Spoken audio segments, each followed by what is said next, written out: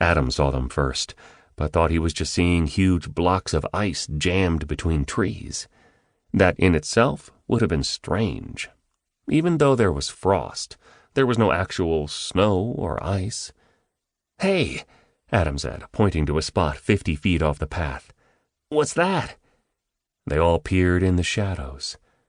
"Looks like a glacier," Sally said. "The Ice Age would have to arrive for us to have a glacier here," Cindy said. "This town is not known for standard weather patterns," Sally said. 2 winters ago, we had an iceberg float into our harbor. It hung offshore for a couple of months. We had incredible snowball fights, until a polar bear came out of a hidden ice cave and ate Buddy Silverstone." Cindy snorted. "I don't believe it." "There actually was an iceberg," Watch said. "But it was an Eskimo who came out of the cave, and he just invited Buddy to dinner."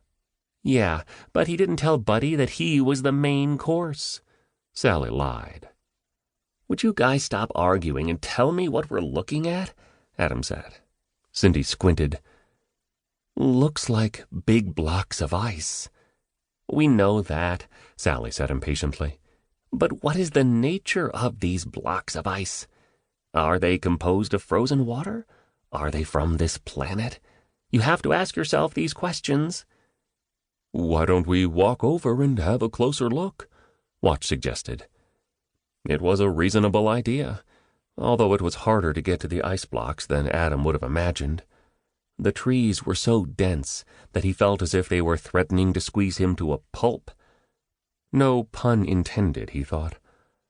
But he realized he must be flashing back on his first day in Spooksville, when a tree had, in fact, tried to eat him alive. He had thought at the time that that was a strange day. Looking back, it had been pretty normal for Spooksville. There were not the 2 or 3 blocks of ice they had seen from the path, but literally dozens. Some were lying down, others stood jammed between tree trunks. They were almost all identical in size, 7 feet long by 2 feet deep and wide. Adam and his friends knelt by the first one they came to, which was lying flat. Watch tried brushing off the outer covering of frost, but still they could not see to the center of it.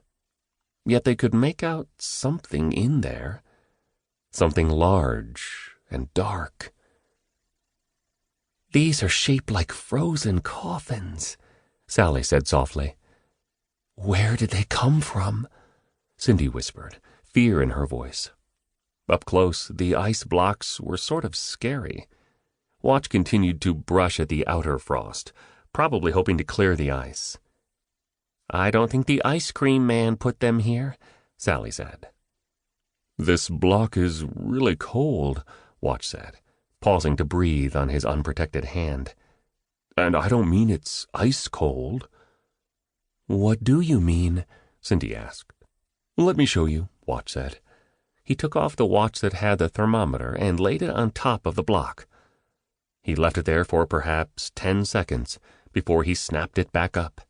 He studied the reading. 10 degrees Fahrenheit, he muttered. "That's 22 degrees below freezing," Sally whispered, amazed.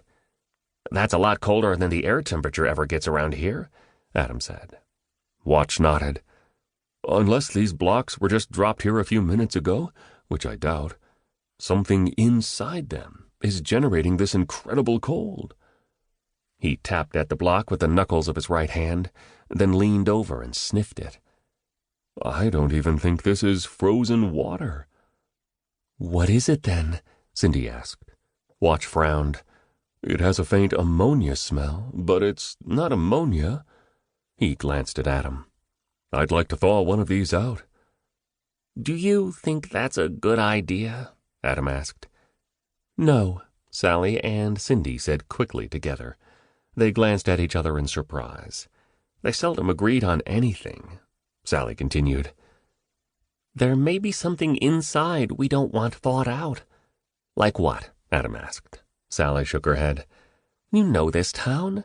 We could have anything from a bloodthirsty vampire to a blob from planet Xeon inside here. I have a personal rule against fooling with any strange artifact that might end up eating me."